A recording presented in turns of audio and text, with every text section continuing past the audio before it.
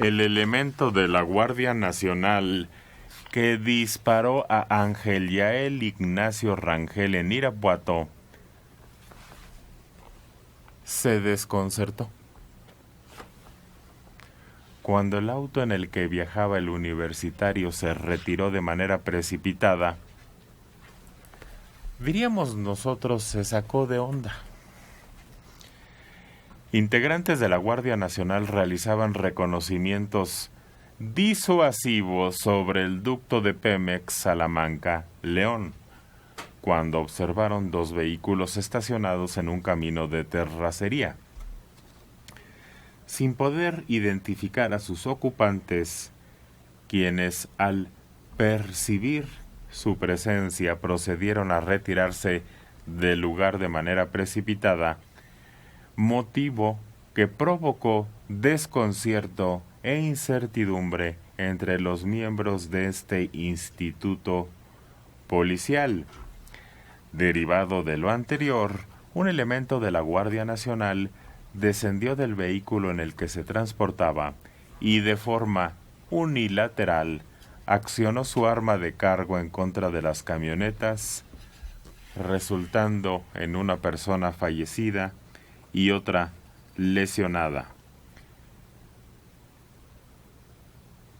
El hombre ya fue puesto a disposición de la Fiscalía, es soldado, policía militar del Ejército. Iván Ibarra Blanco pertenece al 34 Batallón de la Policía Militar con sede en el estado de Guanajuato. Esto era lo que se criticaba en épocas de Calderón y de Peña Nieto, de que como el ejército estaba en cuestiones de seguridad pública, no tenía los protocolos para responder a una situación así, que quizá con un protocolo de policía normal, pues hubieras boletinado que se habían seguido y lo detienes más adelante, en vez de tener que disparar como si hubieran iniciado un fuego el estudiante y la persona con las personas con las que iba. Esa es la crítica que se hacía y esa es la crítica que permanece porque el ejército, por más que hoy tenga otro tipo de poder económico y empresarial y demás, no ha ni tiene los protocolos para ese tipo de, digamos, de situaciones. Por más que hoy tenga otro comandante en jefe. Exactamente. Principalmente. Porque aquí no tiene que ver ni siquiera qué tipo de gobierno, ni la ideología, ni nada. Simplemente es el ejército haciendo funciones que no le corresponden y de lo cual se había criticado desde la época de Calderón, y la crítica la había hecho quienes ahora están en el gobierno, porque ya habíamos visto este tipo de casos muy lamentables donde gente, por imprudente, llámenle como quieran, porque creyeron que no iba a suceder nada, no se detuvieron ante la señal de los militares y terminaron por recibir disparos. Por lo pronto se cancelan las clases en la Universidad de Guanajuato. Él no estaba en el momento ni lugar equivocado, dijeron ayer en una manifestación estudiantes de otros campus de esa casa de estudio. El propio rector de la Universidad de Guanajuato se une a la exigencia de justicia. Lo que ocurrió ayer fue un acto homicida y afecta a la comunidad, no solo universitaria, sino a la sociedad. Es un acto extremo, nefasto, deplorable. Y es que ayer le rindieron homenaje a este muchacho que perdió la vida, Ángel, estudiante de agronomía, Ángel Yael. Y lo malo es que su compañera Edith Alejandra recibió un balazo en el hombro que le destruyó el omóplato. Ahora, imagínense qué consecuencias va a tener ya de aquí en adelante. Es que los abrazos, hay que recordar, son con los delincuentes, no con la gente. Pero fíjate, además se cumplen 10 años de pues el asesinato de los dos chavos dentro del Tecnológico de Monterrey, porque el ejército confundió a los chavos con delincuentes. En teoría confundió, que fue un escándalo. Ahí ya, digo, incluso hay un documental por ahí que creo que se puede ver en Netflix y todo.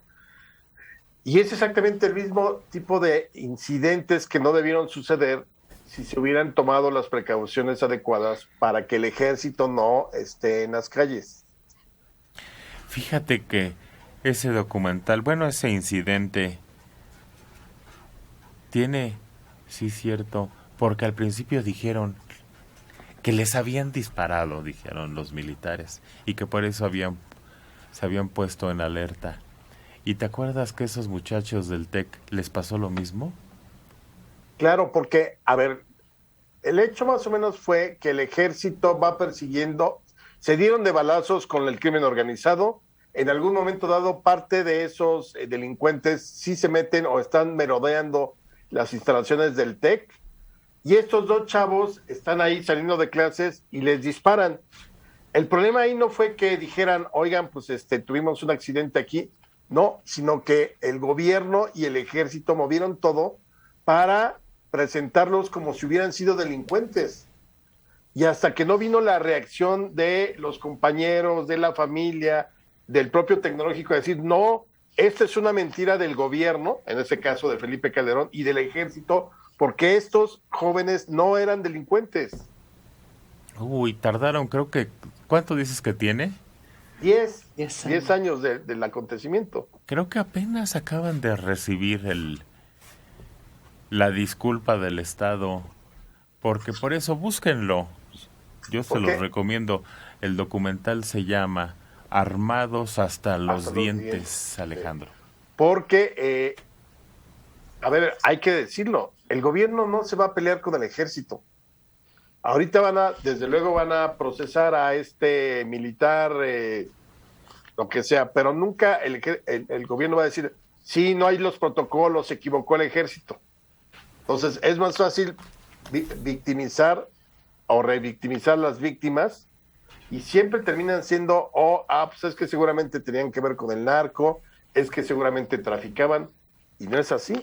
Son errores de protocolo y son errores de sistema del ejército que no está preparado para este tipo de actividades en las que se les ha metido desde hace 12, 13 años.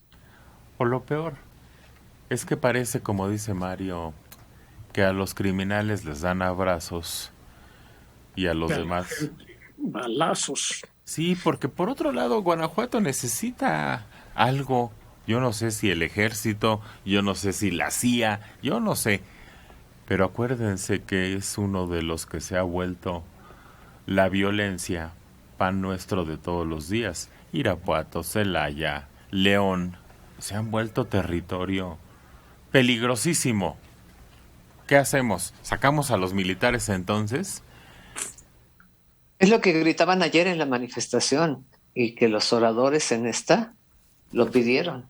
Alguna de las jóvenes lo exigió, que salieran de la entidad, que preferían quedarse como estaban. Desde luego ahí creo que la perla de la corona es el huachicol, amén de otras cosas que produce el Estado.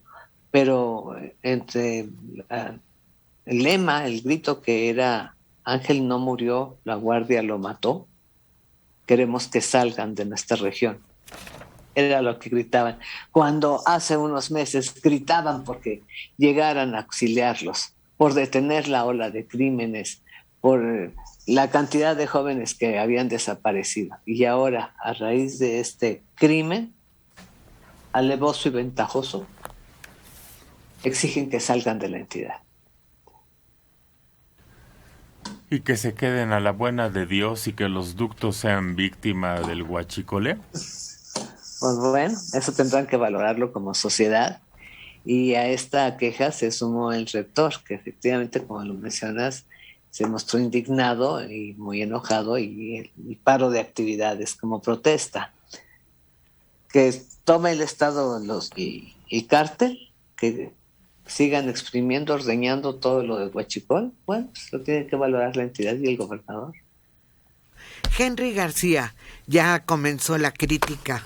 Mejor pónganse a trabajar, carambas. Pues no sé si entiende que este es el trabajo que hacemos. Y eso no puede entrar en la cabeza, pues sí. Pero pues es que las noticias dependemos de ellas, ¿no? Entonces, y siempre cuando es algo malo, pues hay que señalar quién lo causa, ¿no? Y díganos la contracrítica, ¿cuál es? Pues la crítica está en que un elemento de la guardia, que es militar, disparó contra un muchacho prometedor, porque además alumno destacado, que luchaba por pagarse la carrera vendiendo productos, que quería ser alguien, que tenía sueños. Y lo que sucedió ahí no fue un accidente que se le haya disparado un tiro, no fue una imprudencia, fue casi como dicen los muchachos en las protestas, un asesinato vil. Como dice Alejandro, si hubiera sido patrullas, lo detienen. La orden hubiera sido: agárrenlos, deténganlos, no dispárenles. Pero habla de todo el escenario que se está viviendo, del nerviosismo de los militares, de la situación de inseguridad que hay en Guanajuato, de la militarización que está teniendo este país. Y que cada día aumenta. Entonces, todos esos ángulos haga la contracrítica. Martín Medina, el problema no es que el ejército esté haciendo labores de policía. El verdadero problema será cuando se les quiera retirar. Pues Jessica. No necesariamente, pero el problema es que alguien decida asignar las tareas a quien deben hacerlas, ¿no? Pero eso no hay ninguna posibilidad en perspectiva.